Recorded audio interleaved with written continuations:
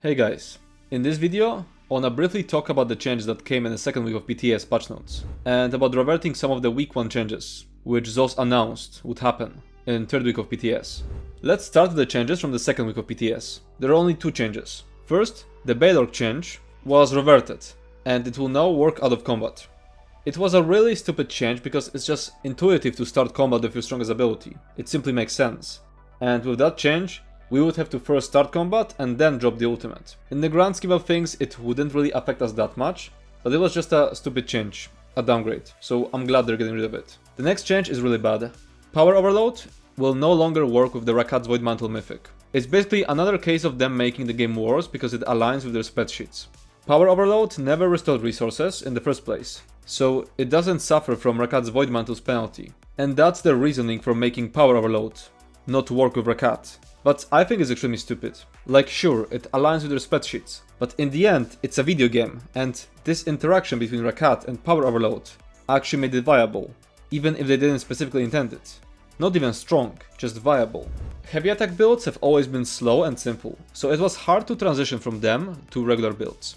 Power Overload with Rakat finally slightly bridged that gap, because it was a slow build that wasn't as simple. You were heavily rewarded for setting up your burst during the off-balance window. There are a lot of people who can't keep up with the regular low attack builds in terms of APM, so they have to use heavy attack builds. But some of them still want to have an engaging rotation that requires some thinking beyond holding left mouse button. With the nerf to Power Overload and Rakat, the only way to play heavy attack builds is the simple way, where you just hold left mouse button and can't screw up your rotation. I think rewarding skill, while also making sure the floor isn't too low, should be the principle of video games. And the Power Overload Rakat wasn't even that high above a regular heavy attack build. The ceiling of a regular heavy attack build is 132k, while an Overload build can reach 138. I think being able to gain 6k DPS from that additional effort was a healthy state. And it shouldn't matter that they achieved it by accident. Why would it even matter how they achieved this healthy state? And now moving on to the changes that are coming in week 3. All ultimate generating passives are now unique again. The change to minor and major heroism was reverted. But the small passives, which have been converted into minor heroism in week 1, will now share a cooldown. This wording suggests that Catalyst stays completely untouched compared to its live version. So, they reverted an awful change, and that's good. Personally, I think this cooldown change achieves very little in terms of reducing ultimate generation. Because if you actually look at the logs, the small passives account for very little of your ultimate generation.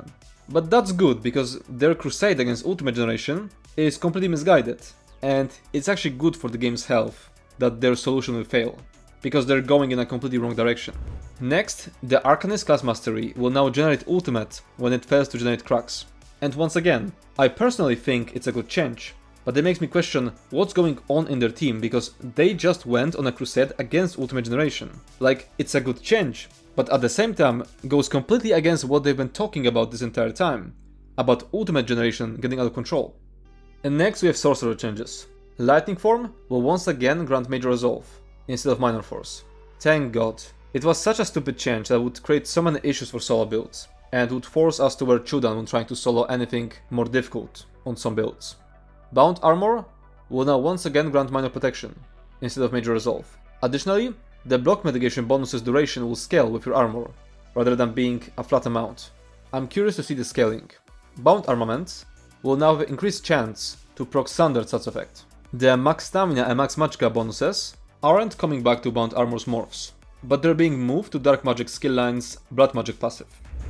And that's it. Some of the worst changes have been reverted, but the patch still feels like a downgrade. The nerfs weren't going to force changes in most builds, and the DPS loss wouldn't be that big. But the reason this felt so bad is because updates should be about improving the game, and this is basically a downgrade, no matter how small of a downgrade. I just wanted to have that said for all the goobers in the comments crying that a 130k DPS build will go down to 80k because of losing 400 weapon damage. These people should be sent back to school. I feel like the nerfs wouldn't feel so bad if it came along buffs to some of the garbage skill lines. Like, please, for the love of God, do something about Burning Talons rotting in the Draconic Power skill line. I just can't grasp how they can think nerfing Grim Focus, even if it is justified, is more important than buffing the garbage skill lines like Draconic Power. And besides, Grim Focus only deserved nerf for the cases where it was being used as a passive. They should just change it to grant weapon damage upon firing the bow. And that's it. Thanks for watching and see you next time.